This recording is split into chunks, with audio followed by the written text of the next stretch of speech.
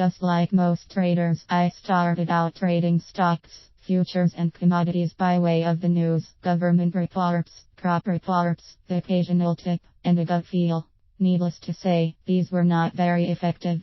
But then, during the late 1980s, I became more aware of price charts and a few chart indicators.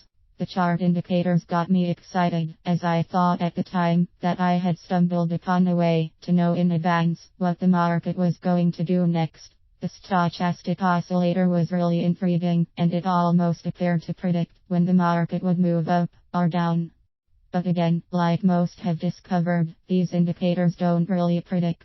How can they, when they are simply based on averages, or volume, or a slew of other historical data backward monitoring divide by two forward projecting algorithm that has no more connection to the future than 5 dice in a shaker cup? Now don't get me wrong. Chart indicators are pretty useful, and I continue to use them today now, 3 decades later. However, market forecasting is not what these indicators do best. They do, however, give us a lot of useful information that has its place, even among those of us who rely mostly on market forecasting methods. That's right, I said market forecasting methods. By the start of the 1990s, I came upon the knowledge of applying Fibonacci ratios to market price action. The idea seemed a bit strange to me back then, until I decided to give it a try on my favorite pork bellies market. For the next 6 weeks, I would virtually catch every bottom or top within just a few ticks, turning a small amount of money into a larger small amount of money. I was using borrowed funds. Eureka! But it soon became my undoing. Because of my initial long stretch of catching every new market move, often within just a couple of ticks of the very bottom or top, I started to think I could do no wrong. I made a trade in the live cattle futures that I was so sure had to turn, but didn't. I held on to the losing trade because it was impossible for me to be wrong. It wasn't until I was wiped out that I had to admit that I'm human, after all. My golden goose had become my golden ticket to bust Jill. A lesson was learned back then that set me on a course to greater enlightenment.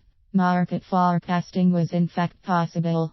However, market forecasting required incorporating discipline and confirmation, and that you can never be 100% accurate 100% of the time. It also became quite apparent to me that the path to greater market forecasting would require digging deeper into the reasons why Fibonacci can be effective at times, and at other times not so much. This led me to realize that it all revolves around natural laws, that which Fibonacci is a part.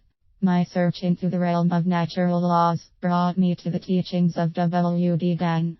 With Gann, I came to find value in the calculating of time and price squares, Gann wheel, also known as the square of 9 angles, ratios, market geometry, and much more. Armed with Fibonacci and Gann, and all the variations that comes with a deep understanding of these, my research pushed me out beyond the stars. Yes, the effect of the sun and moon and a few of the neighboring planets on our planet Earth. It just made sense. Now I'm not referring to astrology. That is simply not my cup of tea. I'm a man of science, not mysticism or divination. What I am referring to is astronomy and the gravitational and seasonal effects that come with planetary motion and interactive influences. So let me simplify this. As the moon circles the Earth, it has an effect on bodies of water, as well as the electromagnetic field of the Earth. We have tide charts as a result of this, and it has been proven humans tend to act differently as a group during full moons. The term lunatic comes from the Latin luna, which is moon. While the Earth turns once every 24 hours, giving us days, it revolves around the sun once every 365 days, approximately a year. Since the Earth is in an elliptical orbit around the sun, it will move closer or farther away, resulting in what we see as seasons. Now think about how these seasons affect our markets, and you'll start to see the relationship. Once I came to see the connection between the Fibonacci, the Gann, the geometric price patterns, the effects of the moon and sun, it all came together in what is known as cycles.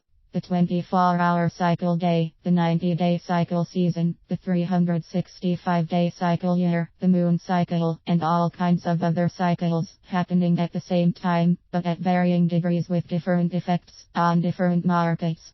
Market price action is affected by human behavior. We are the buyers/sellers, which is affected by supply and demand, which is affected by seasons, which is a cycle, and human behavior can be affected by the moon, which is also a cycle, and on and on. With all this understanding about what affects the markets, and realizing that much of this can be exposed by way of a price chart and a few different approaches, market forecasting became even more effective than the simple Fibonacci model. That model only looked at the markets in a narrow way, thus effective at times and lacking at other times. True market forecasting requires having a grasp of several different techniques that address different aspects of price behavior. It is when the avid chart reader goes forth to learn about these influences to price action that the proclamation of market forecasting really works, becomes a foregone conclusion, and part of the daily chart reading ritual.